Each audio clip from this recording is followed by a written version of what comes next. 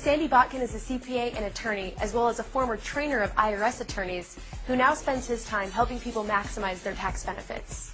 In today's clip, he explains that there are two tax systems in the United States, one for employees and one for business owners, and why being a business owner gives you a huge financial advantage in life.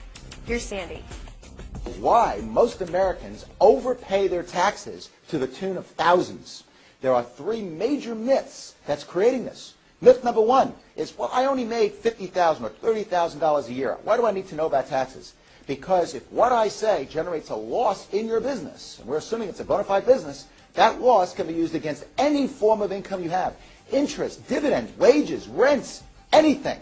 If the loss exceeds your income, you can carry back all business losses 2 years and get a refund from the federal and state government for the last 2 years of taxes that you pay, or carry forward all business losses, get this, 20 years, and offset the next 20 years of earnings. So you never lose a properly documented business deduction, as long as you run your business like a business.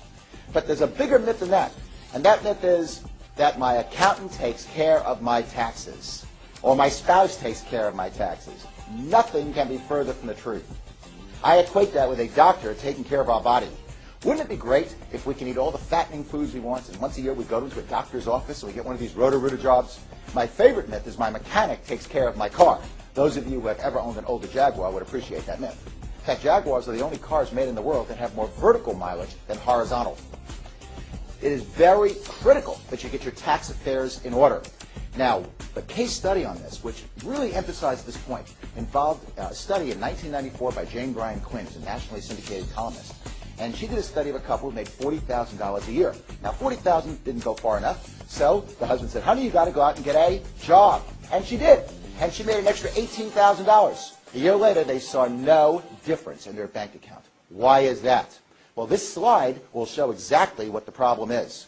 On that $18,000, they have $5,660 of federal and state income tax, most of which is non-deductible.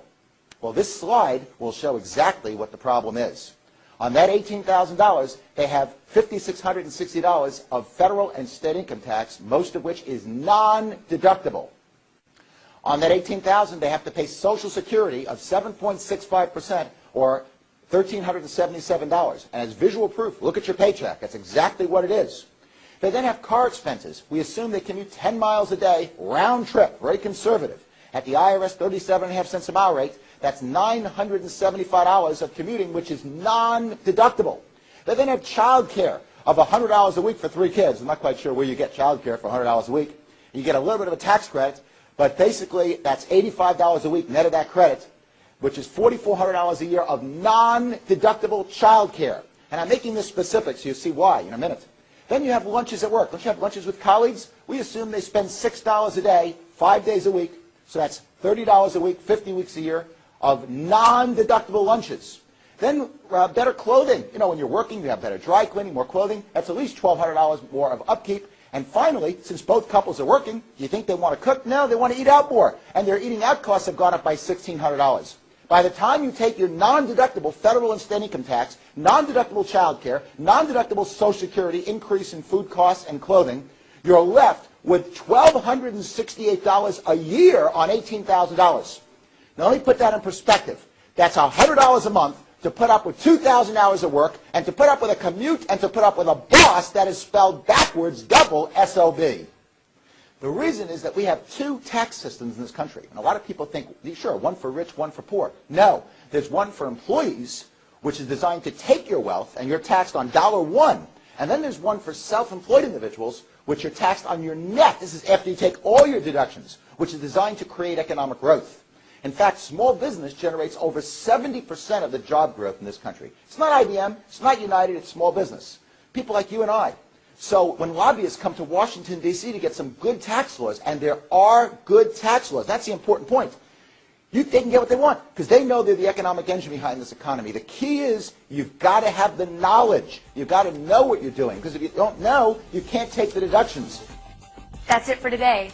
Tomorrow we'll discuss why you are either sabotaging your success or on a consistent path toward creating your dream life. We'll see you tomorrow.